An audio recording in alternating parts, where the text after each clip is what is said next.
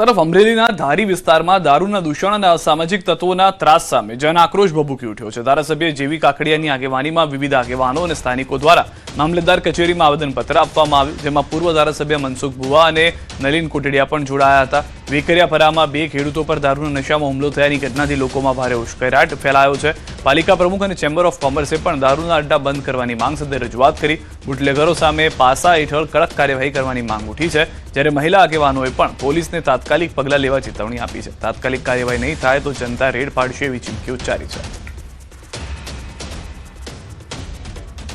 માગણી એટલી છે કે ધારાસભ્ય આમાં પૂરો રસ લઈને તો દારૂ બંધ થઈ જાય અને આને પાસાની સજા થવી જોઈએ, અને જો આને સજા નહીં થાય ને તો આવા બુટલેગરો આવા દારૂડિયા ઘણા નીકળશે બારા। બધા સાથે મળીને વેકરિયાપરાના તમામ આગેવાનો અને તમામ ગામના જનોને આજે દેશી દારૂના અડ્ડા જે ધારીમાં છે એનું અને ખેડૂતોને જે ખોટી રીતે માર માર્યો છે, આ બંનેનું અસામાજિક તત્વો ઉપર તાત્કાલિક પગલાં લઈ અને જેલ હવાલે કરવા માટેની આજે આવેદનપત્ર આપેલ છે।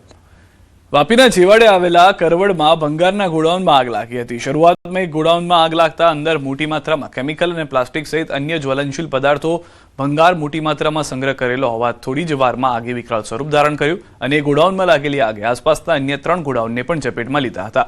આથી એક સાથે 4 ભંગારના ગોડાઉન ભડકે બળતા આસપાસના વિસ્તારોમાં દોડધામ મચી ગઈ હતી। બનાવની જાણ થતાં જ પોલીસ અને ફાયર બ્રિગેડની ટીમ તાત્કાલિક સ્થળ પર પહોંચી હતી અને આગ પર કાબુ મેળવવા પ્રયાસો કર્યા હતા। જોકે ગોડાઉનમાં મોટી માત્રામાં ભંગાર સંગ્રહ કરેલો હોવાથી ફાયર બ્રિગેડની 4 થી વધુ ટીમે આગ પર કાબુ મેળવવા માટે ભારે જહેમત ઉઠાવી। આ ઘટનામાં કોઈ ઈજા કે જાનહાની થઈ ન હતી। આથી લોકોએ હાશકારો અનુભવ્યો, પરંતુ આગ લાગવાનું કારણ હજુ સુધી જાણી શકાયું નથી। તો ભરૂચના અંકલેશ્વર જીઆઈડીસી વિસ્તારમાં આવેલા ગણેશ સ્ક્વેર ખાતે આગની ઘટના બની। ગણેશ સ્ક્વેરમાં આવેલા એક પિઝા પાર્લરમાં અચાનક આગ ફાટી નીકળતા આસપાસના વિસ્તારમાં દોડધામ મચી ગઈ। આગની જાણ ડીપીએમસી ફાયર વિભાગને કરવામાં આવતા ફાયર ટેન્ડરો તાત્કાલિક ઘટના સ્થળે દોડી આવ્યા। ફાયર જવાનોએ ભારે જહેમત બાદ આગ પર કાબુ મેળવ્યો। આગ લાગવાનું ચોક્કસ કારણ હજી જાણવા મળ્યું નથી, જોકે ફાયર વિભાગ દ્વારા તપાસ હાથ ધરવામાં આવી છે। હળવદના કોઈબા ગામની સીમમાં રબર ફેક્ટરીમાં આગ લાગવાના પગલે દૂર દૂર સુધી ધુમાડાના ગોટે ગોટા દેખાયા। રબર ફેક્ટરીમાં આગના પગલે અફરાતફરી। કોઈબા ગામની સીમમાં ફેક્ટરીમાં આગ લાગવાનું કારણ અકબંધ। આગામી 2027ની ચૂંટણી માટે ભાજપની કવાયત તેજ। રાજ્યભરમાં ભાજપનું પ્રશિક્ષણ મહાઅભિયાન જૂનાગઢ ખાતે ભાજપની કાર્યશાળા યોજાઈ। સંગઠનના હોદ્દેદારોની ગિરનાર કમલમ ખાતે કાર્યશાળા। 5 રાજ્યોમાં ચૂંટણી પૂર્ણ થયા બાદ કામગીરીનું વિશ્લેષણ કરાશે। સૌરાષ્ટ્રના 6 જિલ્લાના ભાજપ હોદ્દેદારો જોડાયા। ભાજપના કાર્યકરોને ચૂંટણીલક્ષી કામગીરીનું માર્ગદર્શન અપાયું। આ કાર્યશાળામાં પ્રશિક્ષણ લીધા બાદ જે તે જિલ્લા અને તાલુકા કક્ષાએ કાર્યકરોને પ્રશિક્ષિત કરવામાં આવશે। 22 જૂનથી શરૂ કરીને 10 જુલાઈ સુધીમાં સમગ્ર ગુજરાતમાં બધા જ મંડળ, શહેરી મંડળ અને ગ્રામીણ મંડળ એના આ પ્રશિક્ષણ વર્ગો પૂર્ણ થવાના છે। ડિમોલિશન મામલે સ્ટેન્ડિંગ કમિટી ચેરમેન પણ અજાણ। સ્ટેન્ડિંગ કમિટી ચેરમેન પાસે પણ નથી જવાબ।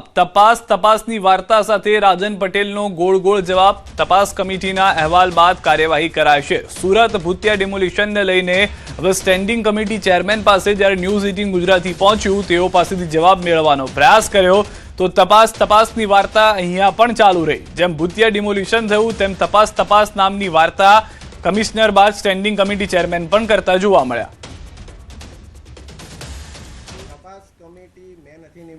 તપાસ કમિટી વહીવટી પાંખ તરફથી નીમવામાં આવેલી હતી અને એ વહીવટી પાંખને જે રિપોર્ટ પણ કરે છે અને રિપોર્ટને આધારે જ જે તે આગળના પગલા ભરાતા હોય છે। ત્યારે હું એ જ કહું છું, તપાસ કમિટીના રિપોર્ટના આધારે જે તથ્ય પર તો અહીંયા પણ સ્ટેન્ડિંગ કમિટી ચેરમેનને આપે સાંભળ્યા તપાસની વાતો। મીડિયાના સવાલના જવાબ ન આપી શકતા ખુરશી પરથી ઊભા થઈ ગયા કે જે ખુરશી પર તેઓને બેસીને જવાબદારીપૂર્વક નિર્વહન કરવાનું છે, તેમાં હવે ખામી થતી હોય તેવું સુરતની જનતા તરફથી આક્ષેપ થઈ રહ્યો છે। સ્ટેન્ડિંગ કમિટી ચેરમેન પાસે પણ જવાબ નથી તો પછી આ ડિમોલિશન કોણ કરી ગયું તે ખ્યાલ કેવી રીતે આવશે? તો તેનો પણ જવાબ છે તપાસ। ખાલી આ 3 શબ્દ ઉપર આખું સુરત જાણે જીવતું હોય તેવું લાગી રહ્યું છે. જેમ ગઈકાલે કમિશનર તરફથી કહેવામાં આવ્યું હતું કે તપાસ કરવામાં આવશે, તપાસ બાદ ખ્યાલ આવશે. એસએમસીએ તોડફોડ નથી કરી, ડિમોલિશન એસએમસીએ નથી કર્યું. સ્ટેન્ડિંગ કમિટી ચેરમેનનું કહેવું છે કે તપાસ કરવામાં આવશે. સ્ટેન્ડિંગ કમિટી ચેરમેન પણ ખુદ અજાણ છે સમગ્ર ડિમોલિશનની ઘટનાથી. આ રીતનો વ્યવહાર જે છે, આ રીતની જે વ્યવસ્થા છે, આ રીતનું આખું આયોજન જે છે સુરતમાં ચાલતું હોય, જે સવાલ ઊભા કરી રહ્યું છે. ખુદ એ વિસ્તારના ધારાસભ્ય કહી રહ્યા છે કે તેઓને પણ એવો જવાબ આપવામાં આવી રહ્યો છે કે એસએમસી તરફથી તોડફોડ કરવામાં નથી આવી.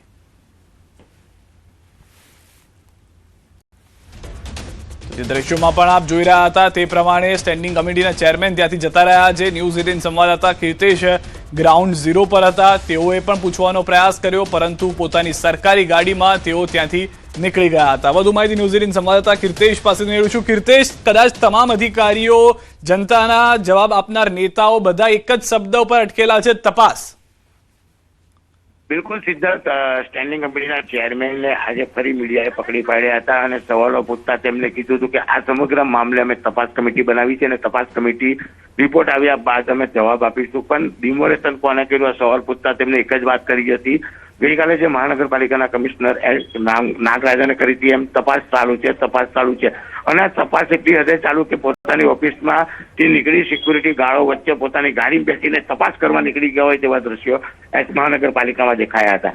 જોકે તેમની બાજુમાં જ આવેલા મેયરની ઓફિસે પણ પત્રકારો પહોંચ્યા, પણ જ્યારે એમને સૂચના મળી કે ભાઈ સ્ટેન્ડિંગ કમિટીના ચેરમેનને મીડિયાએ ઘેરી બેઠા છે ત્યારે પાટલા બારલેથી મેયર પણ ભાગી છૂટ્યા હતા. એટલે કે સુરતમાં ડિમોલેશનને લઈ અધિકારીઓ હોય કે સત્તાધારી પક્ષના સત્તાધીશો કોઈ પણ વ્યક્તિ જવાબ આપવા તૈયાર નથી, કારણ કે ભ્રષ્ટાચાર કર્યો છે, આટલો મોટો ભ્રષ્ટાચાર છે અને ભ્રષ્ટાચારના પાપે 500 લોકો અને 100 મકાનો જે રીતે તૂટી 500 લોકો રસ્તે આવી ગયા છે ત્યારે તેમની પાસે કોઈ જવાબ નથી. ચોક્કસ કહી શકાય કે સુરતની આ પેટર્ન હવે ગુજરાતભરમાં લાગુ થશે અને સરકારી જગ્યાની જગ્યા પર, ખાનગી જગ્યા પર ડિમોલેશન તંત્ર કરશે અને જવાબ આપવાનો આવશે ત્યારે કહેશે ભૂત આવીને ડિમોલેશન કરી દીધું, તેના માટે અમે તપાસ કમિટી બેસાડી છે અને આ નવો ફોર્મ્યુલા આખા ગુજરાતમાં ટૂંક સમયમાં લાગુ થશે અને સુરત હોય કે અન્ય શહેરની મહાનગરપાલિકાઓ આ પ્રકારનો ભ્રષ્ટાચાર કરવા માટેનો એક નવો રસ્તો ખુલ્લો મુકાયો છે. જી આભાર કીર્તેશ સમગ્ર માહિતી બદલ.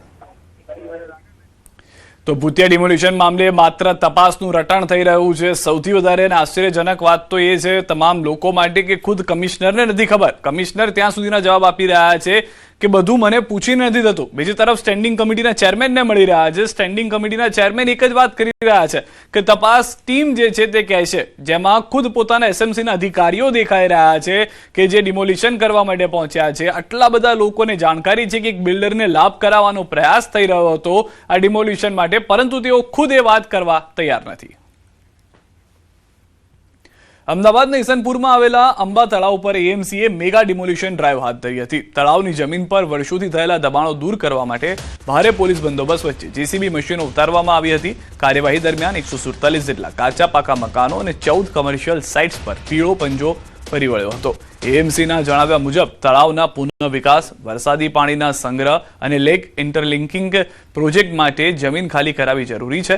બીજી તરફ અસરગ્રસ્ત રહેવાસીઓએ પુનર્વસન અને વૈકલ્પિક વ્યવસ્થાને લઈને નારાજગી વ્યક્ત કરી હતી. અહીં સ્થાનિકોએ જણાવ્યું કે રેગ્યુલર ટેક્સ, એડવાન્સ ટેક્સ, પાણી વેરો, ગટર લાઇન બધું જ કાયદાકીય રીતે કોર્પોરેશન તરફથી આપવામાં આવતું હતું. તો સવાલ એ છે કે વર્ષોથી અહીં વસવાટ કરતા ધંધો રોજગાર મેળવતા લોકોને બધું જ વર્ષો સુધી કાયદાકીય